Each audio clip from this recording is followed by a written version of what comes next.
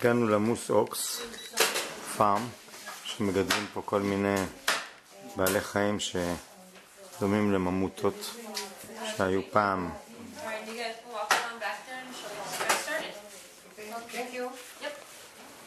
מה היא אמרה?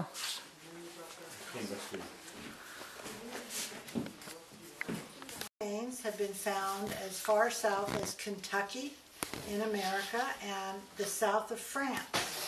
And in the south of France, the famous cave drawings are muskox. The other thing that's really interesting, one of the things about Lincoln and muskox is that they were perfectly adapted to their environment during the Ice Age, and they are still perfectly adapted, so much so that their fossil remains, which are dated to 700,000 years ago, are identical to that modern skeleton. Wow. And the reason for no reason to change. And the main way that he's adapted to his environment, he lives naturally north of the Arctic Circle. He doesn't migrate, so he stays through Arctic winters. And the main way that he's adapted is he has an undercoat of hair called kiviute.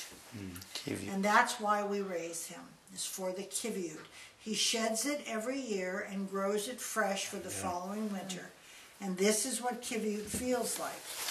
It's a remarkable fiber in that it is 8 times warmer than wool. It is softer than cashmere. It is washable in any temperature. It is, and it wears like iron. It lasts forever. And so this is why we raise him. And we'll get into how that works. He looks like a buffalo, but he's not. He's related to mountain goats. And so he has the split hoof of a mountain goat, but it's very sharp and it's very heavy. Because in the Arctic, a good part of the year, he is having to break through ice on top of snow to dig for food. Exterior hair called guard hair. He is born with kiviute because he's born in the early spring and the kiviute keeps him warm. The guard hair begins to grow and grows his whole life, and he never loses it. The guard hair is important because up above the Arctic Circle, in the summer, are some of the most vicious insects the world knows. There are mosquito swarms and blowfly swarms that will stampede moose and caribou.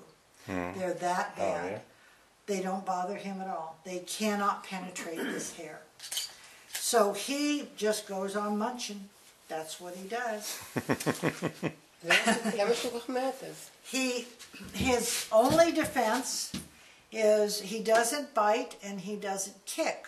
So his only defense are his horns. His horns and the massive strength of his head and neck and his shoulders. If nature ever made a locomotive, it would be him. It's all about the power up front. If he can hook a full-grown bear on these horns, he can throw it. But who is his enemies? Yeah. Who kills? Wolves and bears. Wolves and bears. And people. People, of course. Yeah. But wolves and bears are his natural predators in the wild. Anyway, so they died out. So in 1930, Herbert Hoover, the American president, known for almost nothing, he sort of kept... Except. It was fine. The dam, the big dam. Anyway, Herbert Hoover told Congress to take $40,000 and repopulate the muskox into Alaska. And this was to benefit native hunters because subsistence lifestyle, these had been a part of their subsistence lifestyle for many years. So